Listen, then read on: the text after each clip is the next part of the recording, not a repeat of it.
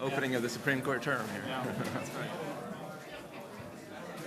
Do you really think it's going to say there's no cause of action for retaliation under Section 1981? I would be surprised. The key way to get to Kennedy is not that even I'm more than ever surprised talking to him about statesmanship, but tell him That would about, be you know, strike. what will get him invited to more parties in Vienna and other places. Yeah, well, there's that. It'd be interesting to see, have them write essays on what they did over their summer vacation. Yeah. Ignore the 1991 Civil Rights Act, which I suppose is really aggressive. But it sort of made it clear. So welcome, everyone. On behalf of the program in public law at Duke Law School, it's my privilege to welcome you to the first Monday in October, the first day of the U.S. Supreme Court's October 2007 term. Just minutes ago, I imagine, the court finished its first day of oral arguments during the new term. 1 week ago today, on Monday, September 24th, the justices formally reconvened in private conference after a long summer recess to dispose of the probably couple of thousand petition for certiorari requests that the court hear cases that had accumulated over the summer. The next day, last Tuesday, the court granted certiorari, agreed to hear 19 additional cases, which I think was a surprise to many people, bringing the total number of hours of oral argument that have been set so far this term to 43, which, judging from recent experience, suggests that the court's docket is likely more than half full now and will fill out over the coming months. I have with me here today to preview the current term 3 of Duke Law School's finest who will talk about the cases, or at least some of the cases on the docket that fall within their areas of expertise. Curtis Bradley, who will talk about the national security and foreign affairs cases. Catherine Fisk, who will talk about the labor and employment cases. Jim Coleman, who will talk about the criminal cases. And finally, I, at the end, will talk about an important civil rights case, as well as a couple of cases that are not yet on the docket that I imagine will be, and if there's any time, a few big picture thoughts about the term. And I want to accomplish all of that while leaving ample time for you folks to ask questions. So without further ado, Kurt Bradley. Thanks, Neil. And thanks, everybody, for coming. I think we'll just sit here as we describe some of the cases that are coming up this term, and our goal is to be relatively brief and then hopefully have some time at the end for any questions you might have. So the 2 cases I wanted to describe and then maybe just say just a little bit about, in terms of my own views about them, are 2 cases that concern international law or concern foreign relations issues, that is, relationship between the United States and the rest of the world. In the 2 cases, the names are Medellin versus Texas, and a case called Boumediene versus Bush. And that's a set of consolidated cases, so you might see other names associated with that. So briefly describing the 2 cases. Medellin versus Texas, it will be argued very soon, I should note. It's going to be argued the middle of next week, October 10th. And it concerns really the intersection between presidential power and international law, and poses some novel questions there. The place to start in thinking about the case is a treaty that the United States entered into in the late 1960s. Most nations have now joined it. It's called the Vienna Convention on Consular Relations. A lot of the treaties about setting up consular posts, which are kind of like embassies in various host countries. But it also has a provision in the treaty that says that when a nation that's a party to the treaty arrests a national from another party country, their police place that person into arrest, they have an obligation, the police do, to let the person know that they can contact their consulate and seek assistance, and that they have a right to have communications with their consulate. The bad news is that the U.S. states, many U.S. states, seem to have been completely unaware of this treaty obligation for literally more than a decade or so, it appears, and there were widespread violations of the Vienna Convention provision in a number of states, not so much at the federal level in terms of the federal police, but certainly at the state and local levels. And other nations started raising this as an issue in the 1990s, particularly in death penalty cases, as a legal problem, because here there was a clear requirement that was not being observed. A few years ago, Mexico brought what was almost a class action suit against the United States in an international court, a court that sits in the Netherlands, in The Hague. It was brought against the United States as a whole, but it concerned violations by a number, about 10 U.S. states, of this obligation to notify foreign nationals when they're arrested of the right to contact the consulate. There really wasn't any dispute that the states had in fact violated the treaty, and the real question was what to do about it. As a side note to that, the United States for a long time has been party to another treaty that lets the International Court in The Hague actually hear those cases. You actually have to consent as a nation to have the International Court adjudicate against you, but the United States had, for the relevant period, consented to that. And the United States continues to be a party to still another treaty that says if it loses a case in the International Court in The Hague, it is obligated to comply with the judgment, to give effect to the judgment. So it's promised, even separately, to comply with the International Court's decisions. Well, in this case brought by Mexico, the International Court holds against the United States, finds that the rights of these 51 Mexican nationals that were brought up in the case were violated under the treaty, and it orders the United States to provide them with what it calls review and reconsideration in each of their cases. Now, these were death penalty cases. Many of them had already had finalized appeals. They were already in post-conviction review on habeas corpus cases. But the International Court said, nonetheless, you need to go back and give them a hearing to see whether they were prejudiced by the violation of the treaty rights some years ago. Normally, this attempt to go back into a case and reopen an issue that might have been raised earlier would be barred by what are called procedural default rules. These are just procedural rules, both at the federal and state levels, that say normally you can't go back in a case after it becomes final in a criminal case and try to reopen it up, unless it's something that you just couldn't have known about at the time of the case. But in fact, the treaty was around during these cases, and some lawyers knew about it, and maybe all lawyers should have known about it, and so the argument is too late. But the International Court said, even if that's your usual rule, for these issues you really do need to go back and reopen. The executive branch, which includes the State Department and the Justice Department, vigorously disagreed with the International Court's decision, has maintained that that decision has no effect within the United States, even though it may be binding on the United States externally. And in particular said that that decision operates not like a domestic court decision. It is not like the Supreme Court just ordered state courts to provide review and reconsideration. It's really something out there and not something that a U.S. court can enforce itself directly. And I won't go into detail, but last year the Supreme Court seemed to agree with that proposition in a separate case, a case called Sanchez Llamas, saying that U.S. courts only have to give respectful consideration of the views of the International Court, obviously therefore not being bound by its reasoning. The executive branch has also taken the position that the International Court simply erred in its construction of the treaty. In particular, the executive branch says that the treaty really does not override rules of procedural default, and so they simply continue to disagree with the International Court. Having said that, President Bush, I think to some people's surprise, in 2005, wrote a memo to his Attorney General saying that nonetheless, the United States was going to give effect to the International Court's decision voluntarily, as a matter of comedy, by having its state courts conduct the review and reconsideration ordered by the International Court in the 51 cases that were specifically named in the International Court's judgment.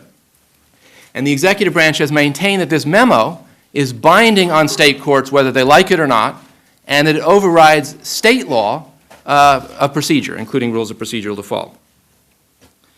This takes us to the current case that's up before the Supreme Court, argued next week, the Medellin case, a case out of Texas, involving one of the 51 Mexican nationals named in the International Court's decision. A brutal crime, certainly underlying the case, involving a gang rape of a couple of teenage girls. The facts are not particularly at issue in the appeal. Really the issue is what to do about the fact that, like many people, this particular individual, Medellin, was not given his notice about the treaty at the time he was arrested, and then he was later convicted of capital murder. This went up to the High Court in Texas, the Texas Court of Criminal Appeals last year, and they, perhaps not shockingly, concluded that they were not obligated to change the outcome of his case. They held that their Texas rules of procedural default barred reopening his case, and they cited the Sanchez Llamas case from the Supreme Court as saying that they are not required to follow the International Court's views. This took them to the hard part, maybe the hardest part of the case, though. What about President Bush's memo? And there they said that it was simply a memo, and that as a memo it didn't have any legal effect, and that the President didn't have the ability to write a memo and preempt, override a state's law. And therefore they said the only law before them was the state law of Texas, and they applied it. They actually, for those of you who know the Youngstown steel seizure case, famous constitutional law case, they cited that for the proposition that the President is not a lawmaker, he would have to go through Congress. That's where the case stands. It's now before the Supreme Court, as I mentioned. The key counter-argument, which both the petitioner, Medellin, and the government, the executive branch, are making against the Texas court is that all the president was doing here was attempting to implement pre-existing law, namely the underlying treaties that I've described, and that even if those treaties don't operate themselves directly within the United States, which the executive has actually maintained that they do not, the president has some ability to convert those treaties into enforceable law within the U.S. legal system, and that that's not making law, it's really something more related to executing the law, which is something that the president would have power to do. And that's really how the issue is being posed before the Supreme Court. Is it really about lawmaking, or is it about the president's ability as our lead negotiator in foreign affairs implementing our international obligations? The other case, in some ways quite different, although I'll mention in just a couple minutes some ways in which it might have some similarities, is probably maybe the most noteworthy case in some ways that the press is talking about for this term, which is a set of cases concerning the Guantanamo detentions. These are several hundred detainees are still there in Guantanamo at the naval base. The U.S. runs there. They're war on terrorism detainees. Some of them have been held for a number of years after 9/11 at that naval facility. And the claim of the Bush administration all along has been that we're fighting a war against al-Qaeda and the Taliban, and that these are enemy fighters or enemy combatants, and that in time of war, a military can hold such fighters in military detention. Each of the individuals in these consolidated cases, this is Boumediene versus Bush, and a case called Al-Oda versus United States, have gone through an administrative military screening process that's conducted at Guantanamo. And that process is designed to determine whether, in fact, they're properly labeled as enemy belligerents or enemy combatants. And all of the people in these cases were determined to have that status. Many of them and others have filed claims in U.S. federal court attempting to challenge the legality of what the government is doing at Guantanamo and holding them there. This actually led to a couple of prior decisions by the Supreme Court. You may know about these. In 2004, a case called Rossell versus Bush, the Supreme Court holds against the government in this sense. It says that the habeas corpus statute, this is a statute designed to let people challenge the validity of their detention when they're being held by the government, that statute extends outside the United States, at least to Guantanamo. So the Supreme Court allowed these petitions being filed by detainees at Guantanamo to go forward in 2004. Perhaps quite significantly for this upcoming case are the views of Justice Kennedy, often a swing vote in these cases. He particularly expressed the view that Guantanamo, quote, is in every practical respect a United States territory. The United States has absolute jurisdiction control over the naval base. Cuba can never evict the United States if the United States doesn't want to leave. So it's in some ways quite unique. Congress may have tried to respond to Rossell in 2005. There's a statute called the Detainee Treatment Act, which seemed to try to cut off habeas corpus jurisdiction over Guantanamo.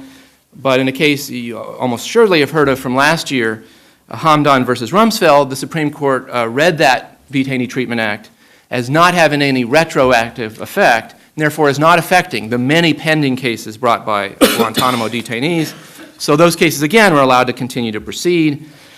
Congress has come into the picture once again with a statute called the Military Commissions Act, which says we really are cutting off habeas corpus jurisdiction at Guantanamo, and they say specifically now, and that does apply to all pending cases, and so including the cases that are now up before the Supreme Court. What the statute also says is that the detainees can get to federal court in a different way, which is that once they're determined to be an enemy combatant through these military screening hearings that I've mentioned, they are allowed to appeal directly to the D.C. Circuit from those, primarily to determine whether there was preponderance of evidence that supported their classification. Well, many of them tried to continue their habeas corpus cases, and in a ruling in the D.C. Circuit that's being reviewed now, the D.C. Circuit said no. The Military Commissions Act really does cut off those cases. It said that a Rossell versus Bush Supreme Court case only said you had statutory rights at Guantanamo, and Congress obviously can change statutory rights, which it said it happened in the Military Commissions Act. The key counterargument there is that they not only have statutory rights, but they actually have rights under the Constitution of the United States to have access to federal court. If they do, it's a complicated argument as to whether they do or they don't, but if they do, obviously then Congress would not have a necessarily absolute ability to cut that off.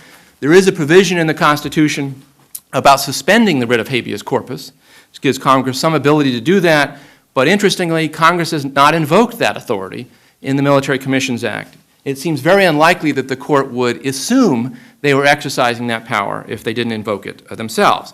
So it seems unlikely that clause will be the grounds for the government to win. The petitioners, of course, point out that Justice Kennedy and really the majority in Rossell thought that Guantanamo was very much like U.S. territory, and they will argue and are arguing that as a result, the Constitution and not just statutes should have some applicability to at least that naval base there. Given what Justice Kennedy's already written, there seems like a decent chance that that argument does prevail in the Supreme Court this term. If it does, there are complicated issues behind it, including whether or not this other review in the D.C. Circuit of these status determinations, whether that's enough to give them access to the federal courts and enough procedural due process. I think that's quite complicated. We could talk about it perhaps in the question period, but there's reasonable arguments, it strikes me, on both sides of that. The next question.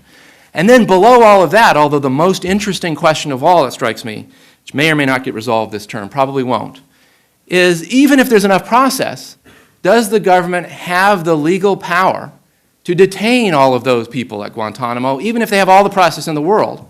In particular, can the government and our military detain someone simply because they've been found to be a member of al-Qaeda, which is all it takes to be classified under the current law as an enemy combatant? Simply if you're in an organization called al-Qaeda, is that enough to be held in long-term military detention? Very difficult legal question given all the unique features of the war on terrorism.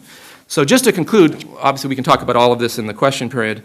Both cases involve executive branch or governmental efforts to regulate the courts. On one hand, trying to regulate the state courts in Medellin. On the other hand, trying to regulate and cut off review in the federal courts in the Boumediene case.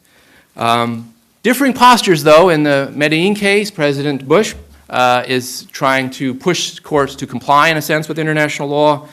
Boumediene case, at least some people would argue, is an effort by Congress to cut off some claims that might be related to international law. Medellin is not about the war on terror. Obviously, it's about this Vienna Convention and criminal cases. But I would suggest, it would not surprise me if the Supreme Court, in thinking about whether to recognize President Bush's right to control state courts and have all of this executive authority, is not also thinking of its implications for executive claims in the war on terror. And so in that sense, they may be connected. And a final point, just to give it a broader theme about this upcoming term, at least these two cases, one of which is quite high profile, look like, if you were, again, it's very hard to predict the outcome of Supreme Court decisions, but it looks like there's a decent chance both of them come out in what most people would describe as liberal outcomes, pro-international law, pro-detainee rights, pro-criminal defendant rights in both cases. Notwithstanding a claim that I think you will frequently hear, which may be true otherwise, that the Supreme Court has shifted substantially to the right. Thank you. Catherine? So depending on what you count as a labor and employment case, the court has granted about half a dozen cases, and I'm going to talk about 5 briefly. And just to give you a sense, employment cases tend to constitute about 10-12% of the district court's docket in a given time, a fairly substantial part of their civil docket that have nothing to do with habeas cases. So employment's a fairly important part of the lower federal court's caseload. They decide a lot of cases every year. And a couple that they've granted review in this year promise to be fairly significant. Possibly the most surprising and potentially significant one is a case called Cracker Barrel versus Humphreys. It has to do with whether 42 U.S.C. Section 1981 prohibits retaliation against employees. So to understand why this is complicated, In the immediate wake of the Civil War, Congress enacted a variety of statutes, the post-Civil War Reconstruction era civil rights statutes, attempting to protect civil rights of black workers, or black people generally. Section 1981 was part of that original package of statutes, and it protected the right of people to make and enforce contracts. Section 1981, along with the other Reconstruction-era civil rights statutes, was read by the Supreme Court to do nothing, essentially, and that's where matters rested until Congress in 1964 enacted the Civil Rights Act of 1964. And as a consequence, Title VII of the Civil Rights Act of 1964, which regulates employment discrimination, overlaps in substantial ways the Reconstruction-era Civil Rights Acts like Section 1981. Because after the Civil Rights Act of 1964 was passed, the court changed its view on the meaning and enforceability of Section 1981, Section 1982, which regulates land, Section 1983, which is the general civil rights protection, and sort of brought them back into enforceability and existence. And in the years since, the Supreme Court, at least where possible, has tended to construe Section 1981 in the way that it applies to employment contracts to do mainly the same things that Title VII does, which prohibits race, religion, gender, and national origin discrimination in employment generally. There are some different procedural requirements, but basically the idea is that the substantive protections were the same. But that's not always the case. So there was a case decided by the Supreme Court in the 1988-89 term, known as Patterson versus Mclean Credit Union, which suggested that Section 1981 protects fewer aspects of the employment contract than Title VII does. And it gave a very narrow interpretation to the race discrimination in contracting that Section 1981 regulates. Patterson was one of a number of cases having to do with employment discrimination that the Supreme Court decided in that term. They were narrowly divided decisions, all of them, extremely controversial. And after the court handed them all down, activists on the civil rights side went to Congress and got the Supreme Court's interpretations of Title VII and Section 1981 sort of legislatively overturned in a statute known as the Civil Rights Act of 1991.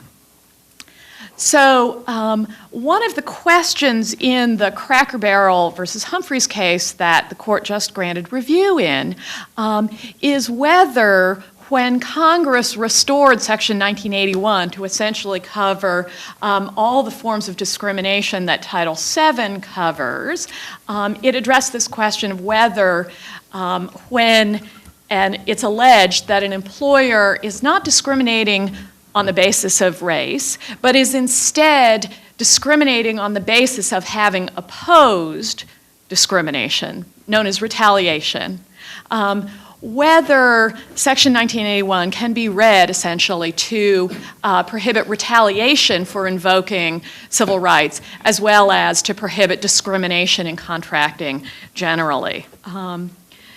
Before I talk a little bit more about Humphreys, let me talk about the other retaliation case that the court granted review in, a case called Gomez-Perez versus Potter, which has to do with whether the provision of a federal statute that prohibits age discrimination in employment also prohibits retaliation for those who oppose age discrimination. And it's additionally complicated because the Age Discrimination Act is written slightly differently in the way that it applies to employees of the federal government as compared to the way it applies to all other employees. And so the argument in Gomez-Perez is that the Age Discrimination Act does not prohibit retaliation against government employees, federal government employees.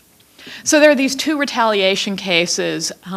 In both, the thought is, gosh, did the Supreme Court take this to narrow the availability of retaliation claims in the employment discrimination context? I think that what's going on here is the court is trying to sort out the implications of a couple of its recent cases in which it appeared to read statutes that prohibit discrimination to prohibit retaliation essentially on the same terms as they prohibit discrimination, and not to make it any harder to prove a retaliation claim than it is to prove a discrimination claim.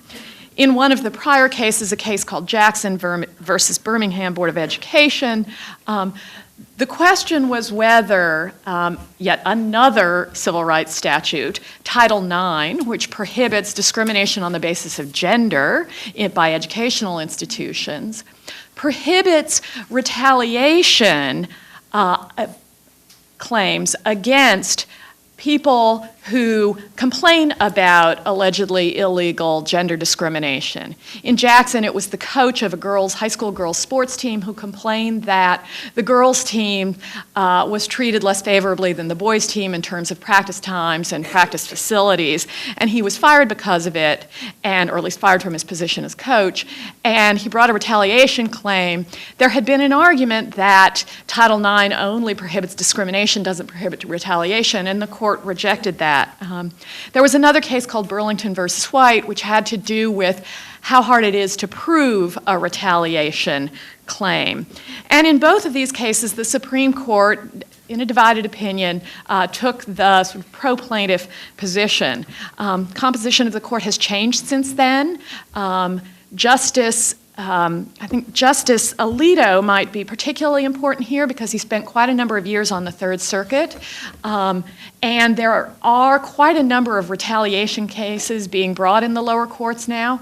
And some judges are concerned that retaliation is a cause of action that is uniquely susceptible to abuse by employees, and that it may generate more frivolous claims than other kinds of statutory claims or indeed discrimination claims specifically. So it's possible that that the court is interested in narrowing the availability of retaliation claims because of the fear that employers routinely express that, you have a problem employee and you try to discipline or discharge the problem employee, and the employee says, no, the reason you're disciplining me or discharging me is because I complained about some allegedly illegal discrimination, and that the way you prove a retaliation claim, or one way you prove it, is the proximity in time between an adverse employment action against an employee and an employee having complained about practices that are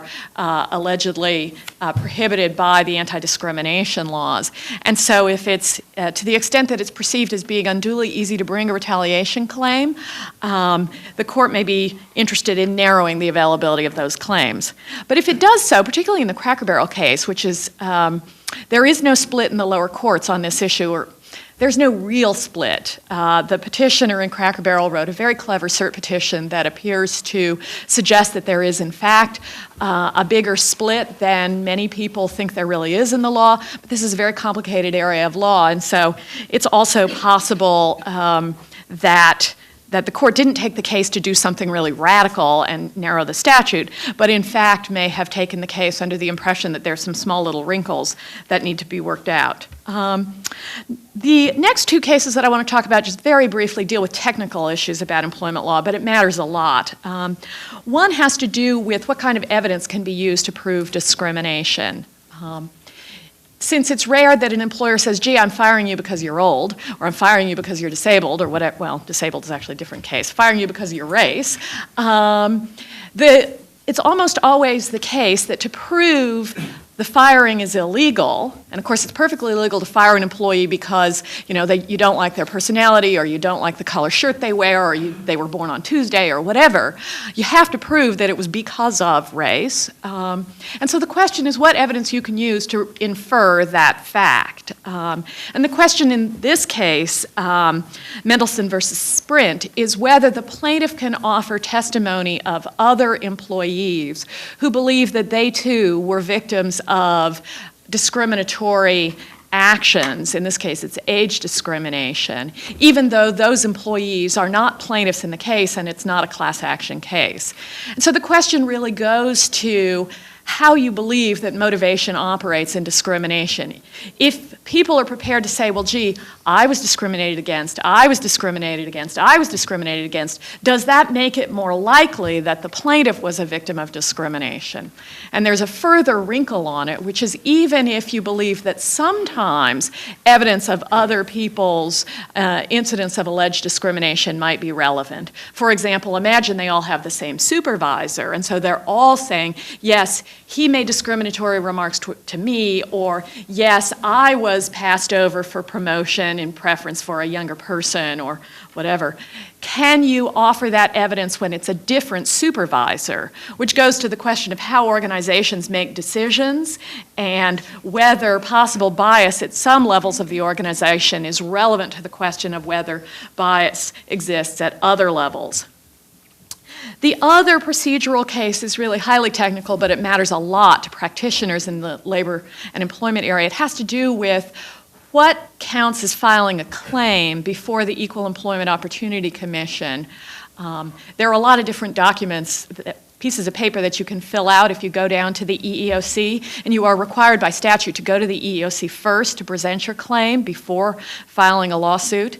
Most people are not represented by counsel at the time they go down to the EEOC to file their claim. The EEOC, compared to the volume of claims it gets in a given year and the amount of paper that it has to process, is relatively understaffed. So it gets lots and lots and lots of paper, has trouble giving serious scrutiny or serious factual investigation to any of it, although in theory it's supposed to conduct a factual investigation, it doesn't have the resources to carry out that job. So it just tends to take the papers, let a certain amount of time go by, and then issue a letter saying that the claimant is entitled to go file his or her lawsuit. And the question is whether when alleged victims of discrimination filled out a form that's not technically the EEOC's claim form, whether that counts for purposes of this statutory requirement that you have to present your claim to the EEOC first. And if the court concludes that that doesn't count, it creates a procedural bar for a lot of people bringing claims, which could prompt a lot of cases to get dismissed, not on the merits, but on procedural grounds. Final case is not technically an employment case. It's somewhere on the cusp of arbitration agreements and entertainment law, depending on your point of view. Evidently, there's a show called Judge Alex. Anybody heard of it? Must be one of those really obscure cable shows. Somebody's nodding. In which there is a judge who essentially acts as an arbitrator and does it on television. And so, you know, it's one of the many Watch the Law in Action shows. He had an agreement with his talent agent, providing that he would pay a portion of his earnings to his agent, standard entertainment agency agreement. In California, talent agents have to be licensed in order to practice in that area. Those of you who want to be entertainment lawyers should pay attention to that. And his agent wasn't licensed. And so the question is whether the talent agency agreement is enforceable.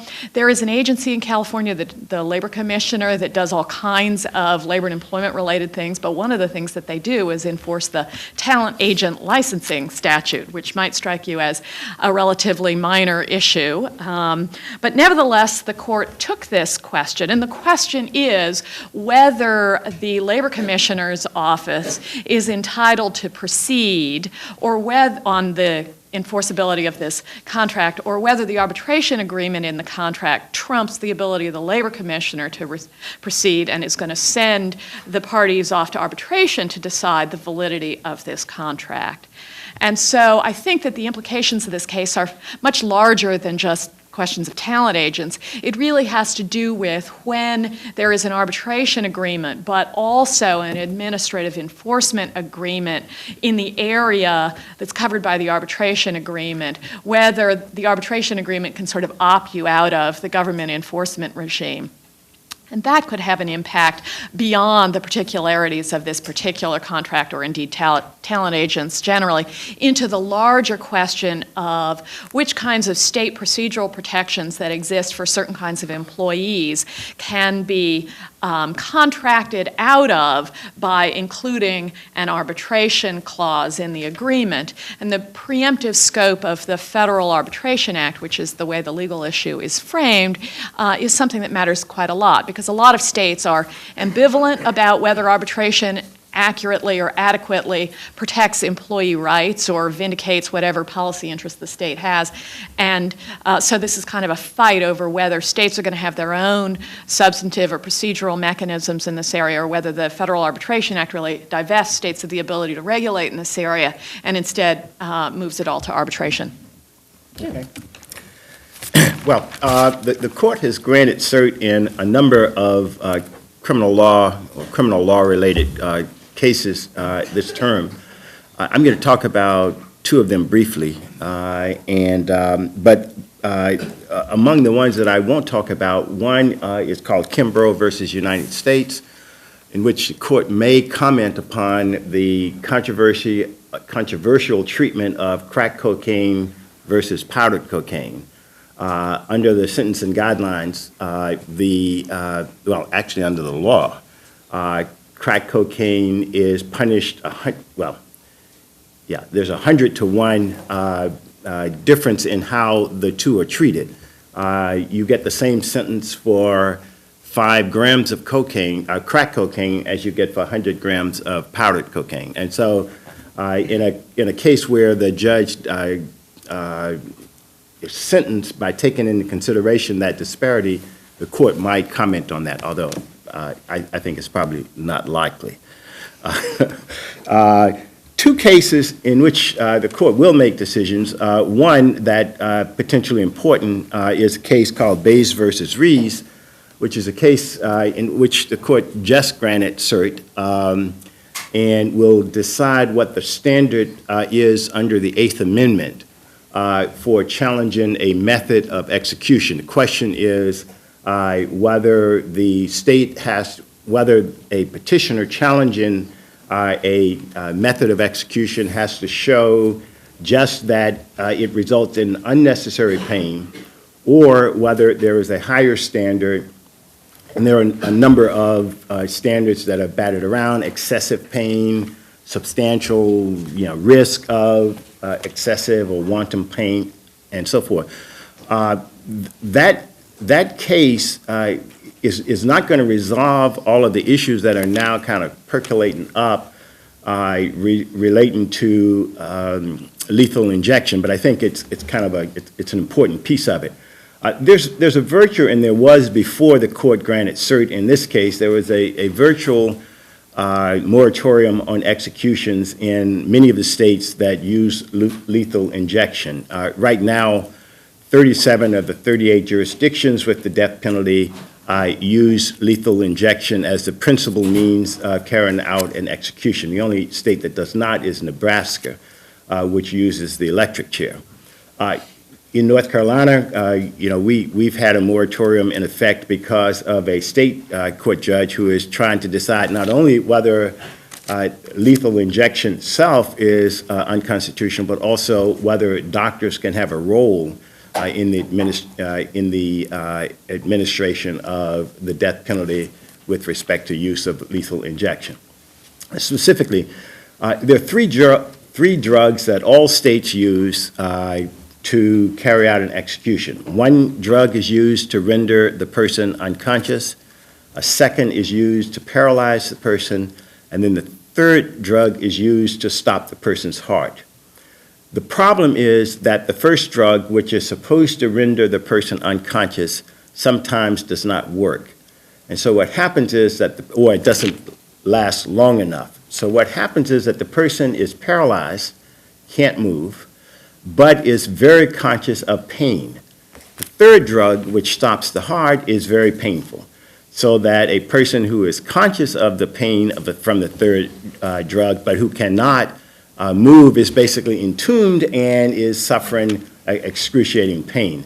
And the question is whether the use of these three drugs in the combination that they are generally used is cruel and unusual punishment under the Eighth Amendment. And this is a case that came out of Kentucky. There was a full trial All of the experts who testified on both sides of the cases agreed that the 3 drugs that were used could result in unnecessary pain. That is, that there were other drugs that could be used that would do the job as effectively and that would reduce the risk of pain in the execution. States basically, though, don't want to change the protocols in capital cases. They don't want to change anything that they do in the administration of the death penalty because of their belief that to do so would then result in new litigation. And so to the extent that you've already resolved an issue, such as a method of execution, no one wants to change. So that's why, even though there are drugs that could be used that would minimize the risk of pain, states aren't willing to do that. So the Supreme Court will decide, at least initially, what the standard is under the Eighth Amendment. Is it just that if a state unnecessarily exposes the person to pain, is that sufficient? Or does it have to be some substantial risk that the person will be exposed to pain? And it's not clear how this case will come out, I might add. The Supreme Court originally denied cert in the case, but then granted a motion to reconsider and granted cert. And the significance of that is that it requires 4 votes to grant cert and 5 votes for the reconsideration. So 5 justices, for one reason or another, have decided that they want to hear this, probably because this issue is tying up so many states in the country right now. The other case, which I don't think is going to result in any significant decision, but I think will signal how the Supreme Court plans in the future to monitor particularly courts in the Fifth Circuit and how they apply Supreme Court decisions in the area of the death penalty. This is a case called Snyder versus Louisiana.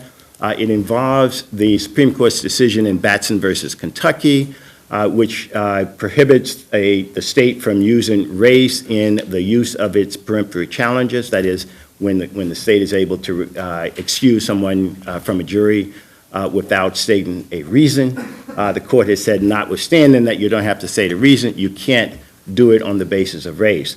In a case a couple of years ago called Miller L. versus Dreco, the court, after several times of dealing with the Fifth Circuit over the application of Batson, in effect took the case and decided it itself that the state had, that the prosecutor had used the peremptory challenge in a discriminatory way. It's a really interesting opinion because the court really does, the court goes through the evidence the way a district court judge would, looking at the evidence specifically and then making judgments about what the motive of the prosecutor was.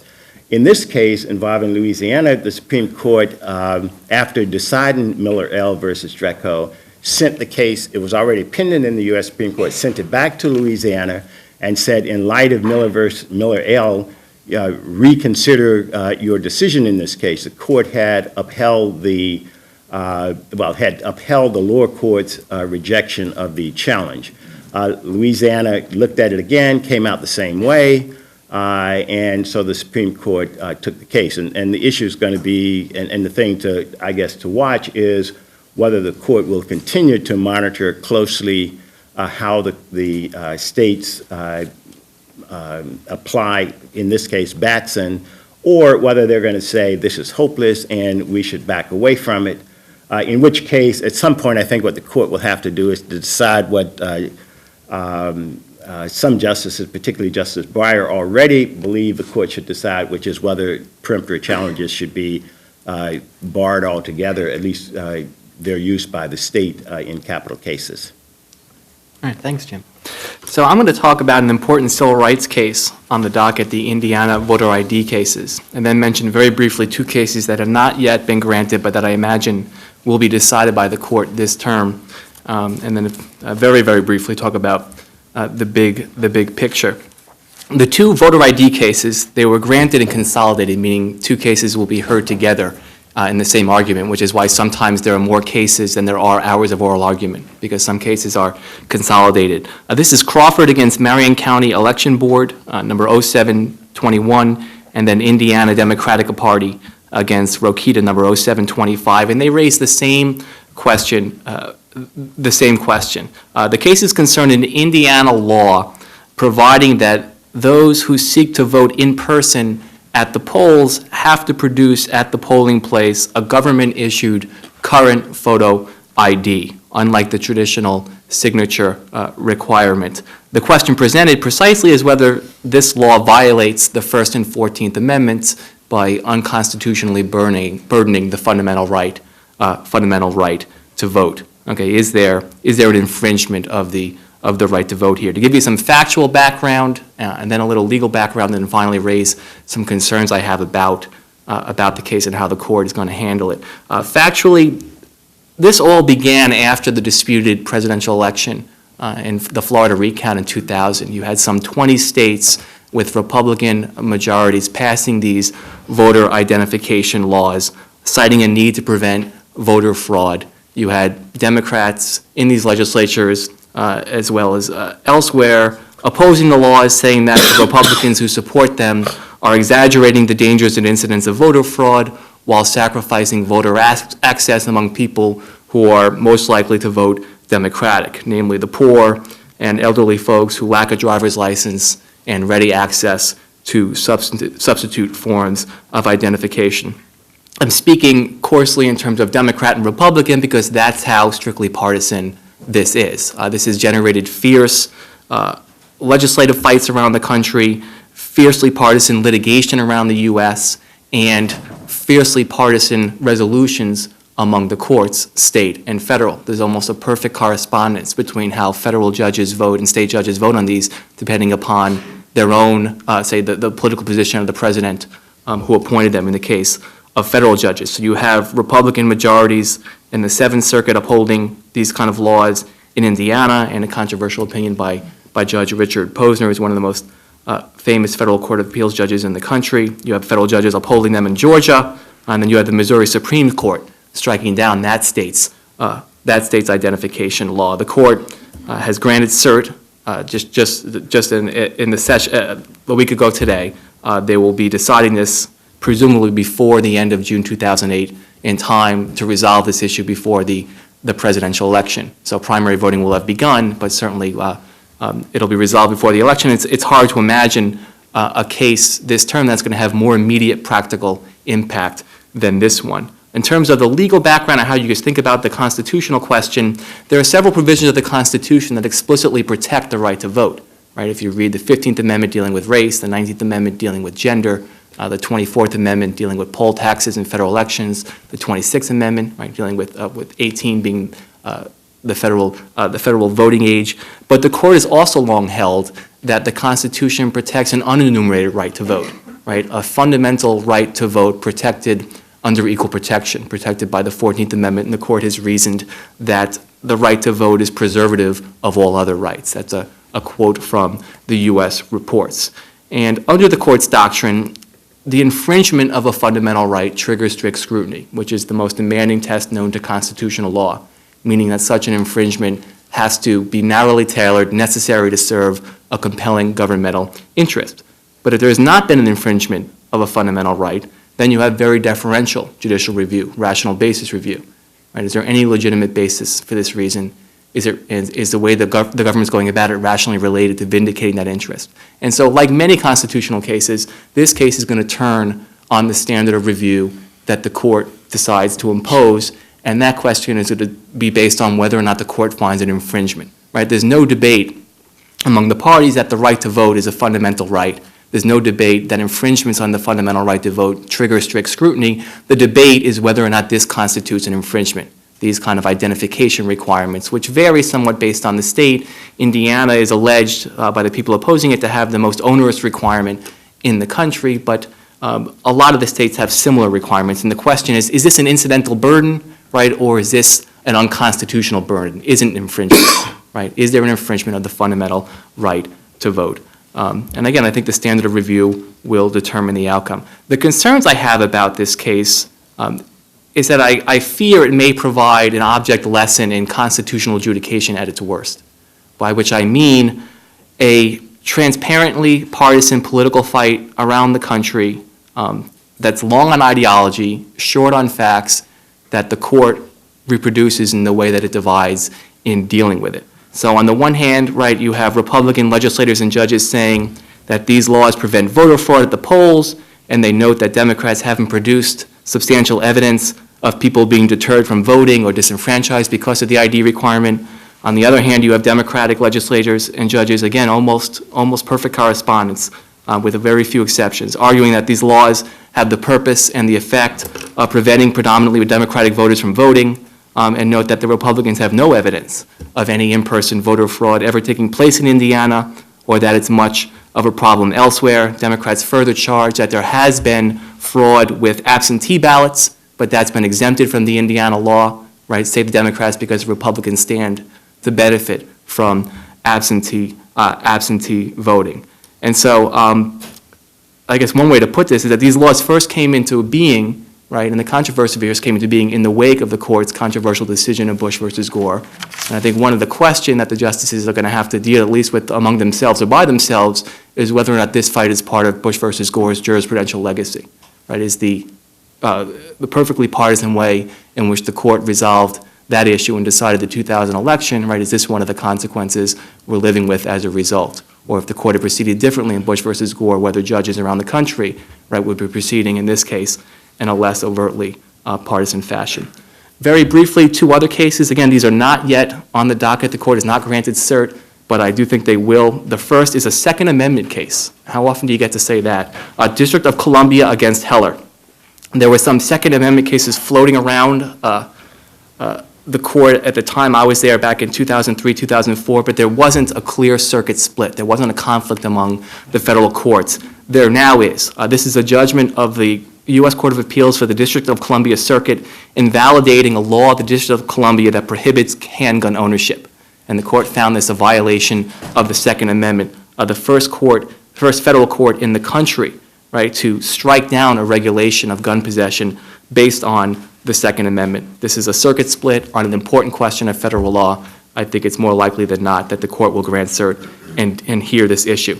Another case, a criminal case, Kennedy against Louisiana. This concerns a judgment of the Supreme Court of Louisiana upholding the constitutionality of imposing the death penalty for child rape. This person in Louisiana is the only person in the U.S. currently on death row for a non-capital offense involving the rape of an 8-year-old stepdaughter. There's a lot of jurisprudence to suggest that imposing the death penalty under these circumstances is unconstitutional under existing law, including the fact that this is the only person on death row under these circumstances. On the other hand, you can imagine, right, just how politically controversial it's going to be no matter what the court does. And then finally, in terms of the big picture stuff, right, I think last term was accurately portrayed as one of the most conservative, probably the most conservative in recent memory, if you think about the outcomes in just about every case that people really cared about.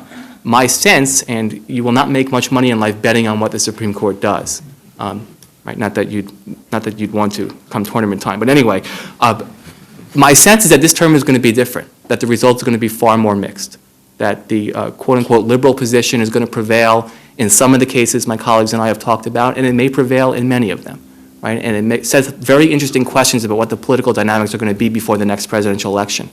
After the last term, it was the liberals screaming to retake the court and making the court an issue, right? See, we told you. What's going to happen after this term is over if, in fact, the results are much more mixed? And what does this mean, right? What it means is that we have a split court with Justice Kennedy in the middle, and I don't think it's that he's going to change so much between last year and now, but that the cases will, right? And that we're not in an era of conservative hegemony like we were in a year of liberal dominance during the Warren Court, but I do think there's a lot of evidence to suggest that we are one vote away from being in such an era, and that the judicial stakes in the next presidential election are going to be very, very high indeed. So let's stop there and take questions from you folks. Sure. You mentioned that the court to be effective this term on the presidential election. Do you think that factors in the minds of the judges? I don't want to say they're not looking at the law, but when they're making their opinions broader or narrower in their decisions, would they have in mind the effect on the presidential election? Does anyone take that? It's impossible to know. I imagine it varies by the judge, just like it varies by the person. I don't think any judge would think to him or herself, this is the basis for how I'm deciding these cases, right? Whether it has an impact, it may, or in a particular explosive case, maybe it'll have an impact, and a judge will self-consciously think that way, but I don't know how to sort of say in any kind of general informative way, right, how judges or justices are going to think about this. You didn't ask quite this question, but I'll just throw another thought in there. It does seem to me, looking at not just this term, but actually a lot of different terms, particularly terms where there are emergencies or crises, that the position of the Supreme Court is affected to some degree or another, very hard to measure, by the popularity of an incumbent sitting president, and that the court's willingness, for example, to push back against executive authority and international affairs, whatever, one could think that it probably varies to some extent based on how much the public is rallying around the president or not. And obviously, the current time, the rallying around effect around the presidency is somewhat on the low side. Supreme Court has shown some willingness to, therefore, get more involved probably in the war on terrorism, for example, than might have been the case probably earlier, right after 9/11.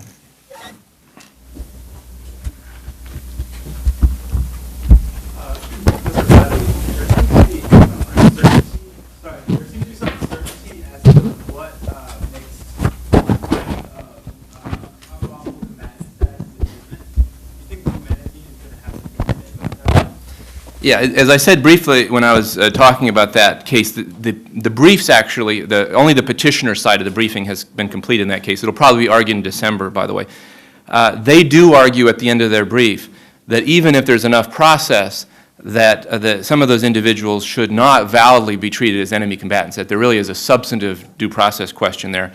If I had to guess, I don't think the Supreme Court gets to it in that case. They might remand for more determinations before they got to the merits. But that is a really hard and interesting question, and my own view is that the administration's position, if it's ever adjudicated, will not prevail. That is the position that a mere finding that somebody happens to be connected to al-Qaeda is enough to have military detention. I think that position is not a tenable position, particularly now that the war looks particularly indefinite in duration, the war on terrorism. What would be a better test? If they allow military jurisdiction over some subclass, I would think some showing, for example, of active participation or planning in terrorist activities or hostilities could be the starting point for discussion. But that is not what the Bush administration has used as their test. They have a much broader test at Guantanamo, and I think one that probably will be very hard to maintain if the court gets to it, which probably won't happen this year. Matthew? Professor Coleman, notwithstanding Professor Siegel's advice about not predicting how a case is going to fall out, in terms of the lethal injection case, first of all, how do you think, the case is going to fall out?